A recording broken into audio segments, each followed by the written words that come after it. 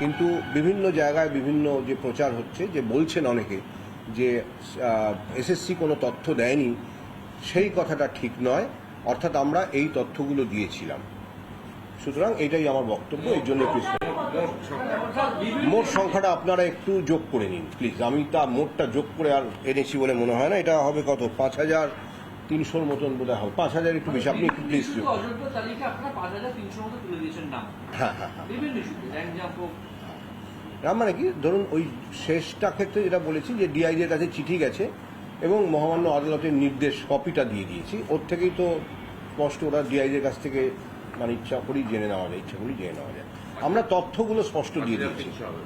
এরকমই হবে, আপনারা একটু যোগ করে নিন। হ্যাঁ, আমরা দেখুন এই যে আমি শুনেই বললাম প্রথমে কোটানকোট অযোগ্য, প্রত্যেকে সমান অযোগ্য নাও হতে পারেন। আমরা বিতর্কিত বা ডিসপিউটেড বলতেই পারি। যেমন 3-8-20 কথা বললাম, একটি এজলাসেই মানে মহামান্য কলকাতা হাইকোর্টেই তো একটা বেঞ্চে এদের মধ্যে খুব সম্প্রতি দুজন চাকরি পেয়েছেন। সুতরাং এদের ব্যাপারটা একরকম, আর যারা কোনো মেধা তালিকায় নেই চাকরি পেয়েছেন তাদেরটা নিশ্চয়ই আরেক রকম। কিন্তু বিতর্কিত 5300 জন, তাদের মধ্যে একদম ক্লিয়ারলি যে যাদের আমরা অযোগ্য চিহ্নিত করতে পারি তাদের সংখ্যাটাই বেশি। কিন্তু এরকম যারা 127 বা 30 জন চাকরি পেয়েছেন 3-8, বা যে 33টা আমরা 11, 9, 10-এর ক্ষেত্রে বাতিল করিনি ওএমআরে, যে ওএমআরে হয়তো 1-2 নম্বরের তফাৎ আছে, 1 নম্বর কমলেও তারা কিন্তু রেকমেন্ডেশনের জোনেই থাকবেন, আমরা সেজন্য তখন বাতিল করিনি। অনেক সময় মেশিনের আরও আমরা এটা এখন শিখেছি যে মেশিনের আরও এরকম ওএমআরে 1-8 নম্বর এদিক ওদিক হতে পারে, rare but it is possible. সুতরাং আমরা ওই মিসম্যাচ আছে বলেই তাকে একটা ভুয়ো অযোগ্য দাগ দিয়ে দেগে তাকে বাদ দিয়ে দেব, এটা বোধহয় ঠিক নয়। অনেক ভেবেচিন্তে নেওয়া দরকার। হ্যাঁ,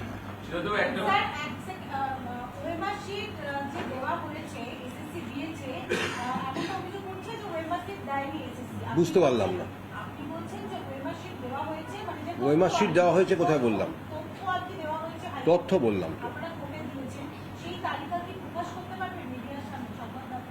আরে আমাদের একটা, আপনি তো নিশ্চয়ই জানেন, একটা এভিডেভিট পাবলিক ডকুমেন্ট। এই এভিডেভিট মানে যারা যারা মামলাকারী প্রায় প্রত্যেকের হাতে হাতেই এভিডেভিট থাকে। এটা আমার প্রকাশ করার জন্য দরকার আছে? একটা এভিডেভিট ইজ অ্যাফার্মড, এটা পাবলিক ডকুমেন্ট। যারা মামলা করছেন তারা সবাই এভিডেভিট পান। কতদিন আগে এভিডেভিট দেওয়া, এটা জোগাড় করে নিন। আপনারা যে রিপিটিশন ফাইল করেছেন, সেই রিপিটিশনে কি আপনাদের তরফ থেকে এফিডেভিট যেগুলো দেওয়া ছিল সেই ডকুমেন্টেশনগুলো সব? হ্যাঁ, নিশ্চয়ই যাবে, নিশ্চয়ই, অবশ্যই। দেখুন আরেকবার বলি, 19,000 মানে আমি অযোগ্যদের তালিকা দিলাম, বাকিরা যোগ্য আপাতত যা তথ্য আছে আমাদের কাছে ধরে নেওয়া যেতে পারে আপাতত। কিন্তু নতুন তথ্য যদি আসে, কিছু কোনো ভুলভ্রান্তি হয়ে থাকে, কোনো ভুল বাকিদের ক্ষেত্রে নেই, এটা আমি কখনো বলবো না। এরকম কেউ সার্টিফিকেট দিতে পারে না।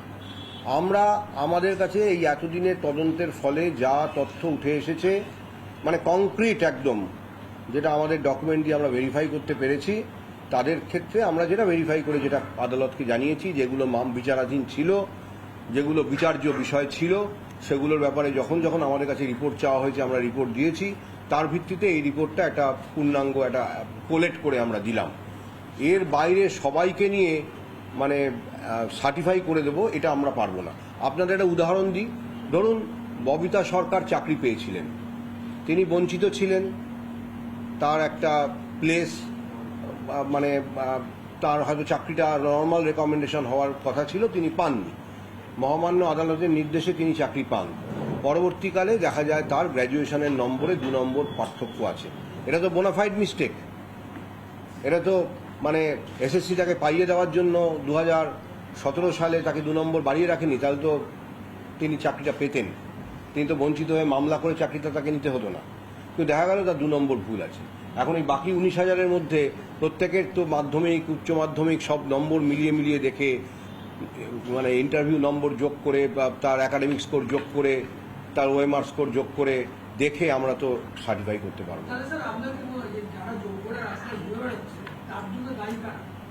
দেখুন, এই প্রশ্নের জবাব দেওয়ার জন্য আমি আজকে প্রেস কনফারেন্স করিনি।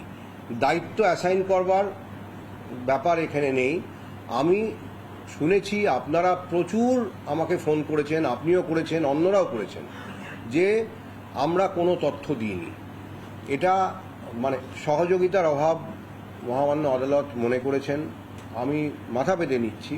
কিন্তু কেউ যদি বলেন যে কিছুই দেওয়া হয়নি, সেটা আমি মানব না।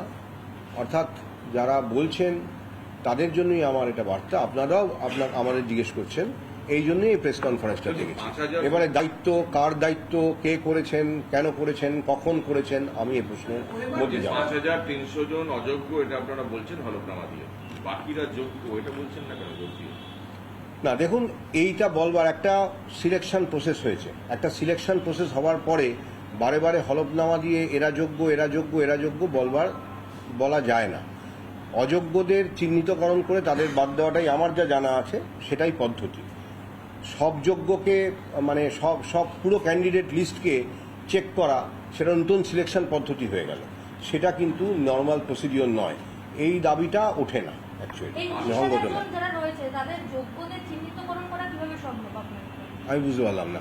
আমি তো যারা চাকরি করছেন, আমরা যারা চাকরি করছেন তাদের মধ্যে যারা আমাদের চোখে এখনো পর্যন্ত ধরা পড়েছে, সিবিআইয়ের তথ্য থেকে, রিপোর্ট থেকে, আমাদের নিজেদের রেকর্ড থেকে এবং ভেরিফাই করে বিভিন্ন বিচারের মানে মামলার সময় আমরা যে মহামান্য আদালতকে যা রিপোর্ট দিয়েছি, অতীতের যা রিপোর্ট দিয়েছি, সিবিআইকে যা রিপোর্ট দিয়েছি, এর উপর ভিত্তি করে যেগুলো আমাদের মানে বিচারাধীন বিষয়ের থেকেই এসেছে মূলত, বা তদন্তের স্বার্থেও এসছে, যে যা অযোগ্য আমরা চিহ্নিত করতে পেরেছি বা বিতর্কিত চিহ্নিত করতে পেরেছি।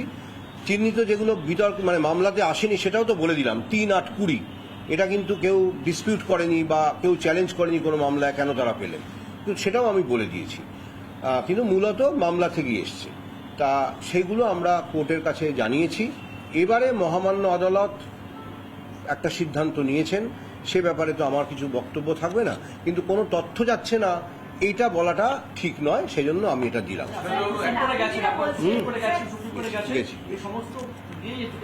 অবশ্যই আমাদের যে 4টে মূল এফিডেভিট, এই 3টের কথা বললাম, তার আগে একটা এফিডেভিট ছিল তাতে কোনো পরিসংখ্যান ছিল না। সেটা মহামান্য আদালতের নির্দিষ্ট কিছু প্রশ্ন ছিল আমাদের কাছে, সেই প্রশ্নের 4টে প্রশ্নের আমরা জবাব দিয়েছিলাম। তা সুতরাং ওই এফিডেভিটে কোনো পরিসংখ্যান ছিল না।